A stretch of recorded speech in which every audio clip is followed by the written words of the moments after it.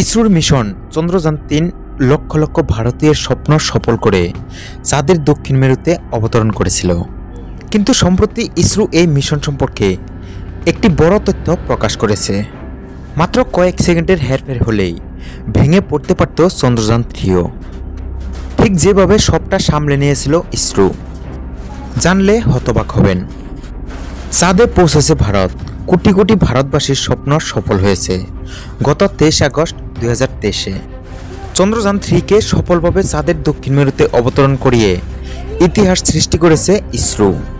কিন্তু ইসরো যদি চন্দ্রযান-3 উৎক্ষেপণে 4 সেকেন্ড দেরি না করত, তাহলে মিশনের পাশাপাশি কোটি কোটি ভারতীয়দের স্বপ্ন ছিন্নভিন্ন হয়ে যেত। সম্প্রতি চন্দ্রযান-3 নিয়ে এমনই একটি নতুন রিপোর্ট প্রকাশ করেছে ইসরো, যেখানে ভারতীয় মহাকাশ গবেষণা সংস্থাটি প্রকাশ করেছে যে কেন তারা চন্দ্রযান-3 উৎক্ষেপণ করতে 4 সেকেন্ড বিলম্ব করেছিল। পুরো ব্যাপারটা কি? আসলে কোনো উপগ্রহ বা মহাকাশযান উৎক্ষেপণের আগে ইসরো বিজ্ঞানীরা ধ্বংসাবশেষ বস্তু এবং উপগ্রহগুলির সঙ্গে সম্ভাব্য সংঘর্ষ এড়ানোর বিষয়টি নজরে রেখেছিলেন। একে কলা বিশ্লেষণ বলা হয়। এর সাহায্যে ইসরোর বিজ্ঞানীরা চন্দ্রযান-3 এবং কোটি কোটি ভারতীয়দের স্বপ্নকে চুরমার হওয়ার হাত থেকে রক্ষা করেছিলেন। না হলে চন্দ্রযান-3-র সঙ্গেও সংঘর্ষ হলে চাঁদে পৌঁছানোর আগেই স্বপ্নের মিশন শেষ হয়ে যেত।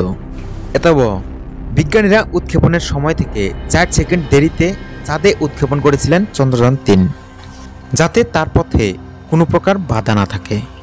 মহাকাশে স্যাটেলাইটের গতি এবং দিক পরিবর্তন ইসরো তার কাজে খুবই পারদর্শী। চাঁদে ইতিহাস সৃষ্টি করতে ইসরো অনেক ধরনের গবেষণা পরিচালনা করেছিল, যাতে সংস্থাটি স্যাটেলাইট বা মহাকাশযান নিরাপদে অবতরণ করাতে পারে। যখন এটি ইসরোর স্যাটেলাইট মহাকাশে গিয়েছিল, তখন এটি মহাকাশের ধ্বংসাবশেষ থেকে অনেক বিপদের সম্মুখীন হয়েছিল।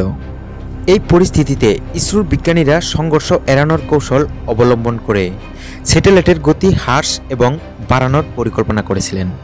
কখনো কখনো তারা এর দিকও পরিবর্তন করেছিলেন। বলা বাহুল্য, 2023-এ ইসরো মোট 23 বার বিভিন্ন উপগ্রহের দিক এবং গতি পরিবর্তন করেছিল। এরকমই নতুন নতুন আপডেট পেতে আমাদের চ্যানেলটিকে সাবস্ক্রাইব করুন। ধন্যবাদ।